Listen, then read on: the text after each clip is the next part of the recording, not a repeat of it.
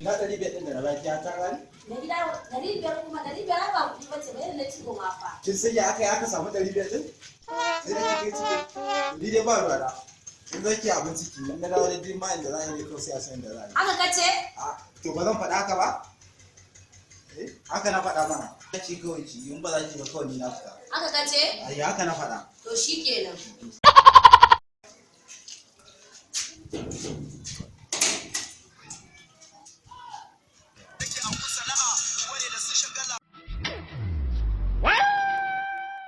Gari aiki kwana biyu dama yanzu nake so zan je wajen ka. Lafiya ne wallahi. Yanzu nake so zan je wajen ka. Waje na kuma lafiya ne ko?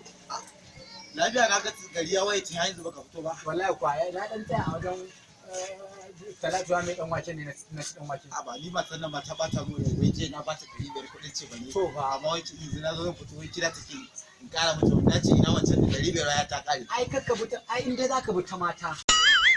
Ka buta mata to wallahi gaba ɗaya sai sun kare ma da kuɗin. Kuma ba rage kuɗin suke yi.